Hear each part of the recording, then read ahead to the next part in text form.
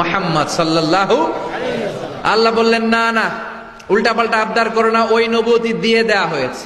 ঈসা বললেন ওকে, আমি পড়েছি ইনজিলের মধ্যে ওই নবীর উম্মতদের এত মর্যাদা, বনি ইসরাইলের অনেক নবীর চাইতে নাকি উম্মতে মুহাম্মাদের মর্যাদা অনেক বেশি হবে।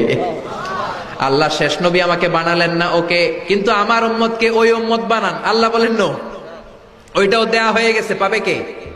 বিশ্বনবী পাবে। বিশ্বনবীর উম্মত আমরা হলাম উম্মতে মুহাম্মাদি। আমাদের মধ্য থেকে যারা আলেম হবে, হক্কানি আবেদ হবে, আল্লাহর ওলি হবে, বনি ইসরাইলের অনেক নবীদের চাইতেও তাদের মর্যাদা বেশি হয়ে যাবে। সুবহানাল্লাহ। এবার উনি চোখের পানি ছেড়ে দিলেন। আল্লাহ দোয়া করলাম আমার শেষ নবী বানান, বানালেন না। দোয়া করলাম আখিরি উম্মত আমারে দেন, আমারে দিলেন না। এবার আমি দোয়া করি, এই দোয়া কিন্তু ফেলতে পারবেন না। আল্লাহ বললেন করো করো।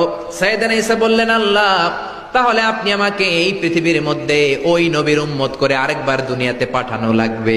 সুবহানাল্লাহ। কবুল করে নিল কে? পৃথিবীতে একজন নবী এখনো মরে নাই, কি নাম?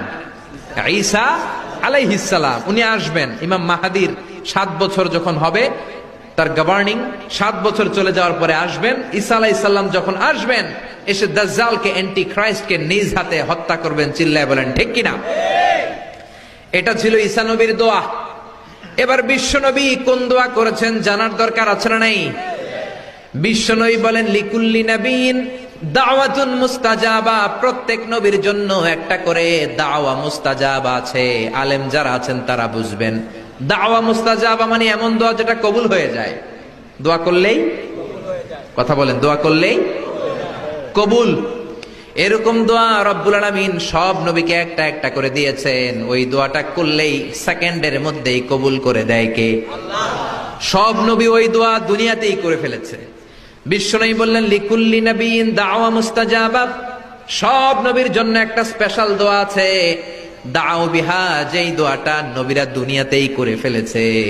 ওয়া ইন্নী আখতাবিউ দাওয়াতি শাফাআতান লি উম্মতি ইয়াউমাল কিয়ামাহ। আল্লাহু আকবার। আর আমি আমার দাওয়া মুস্তাজাবা স্পেশাল দোয়াটা এখনো করি নাই। আমার দোয়াটা এখনো আমি জমিয়ে রেখেছি।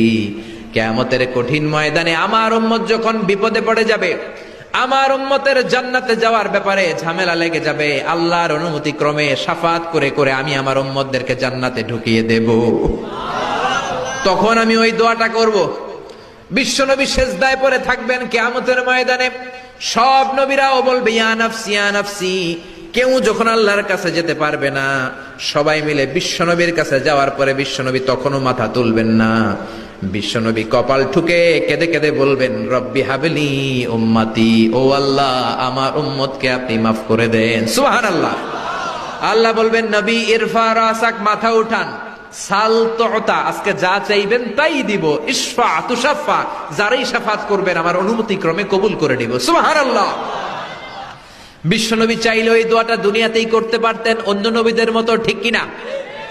অন্য নবীরা যেমনি নিজেদের প্রয়োজনে ওই দোয়াটা দুনিয়াতেই করেছে, আমার নবীকে ওই রকম করেছে নাকি? তার মানে আমার নবীর আমাদের জন্য মায়া।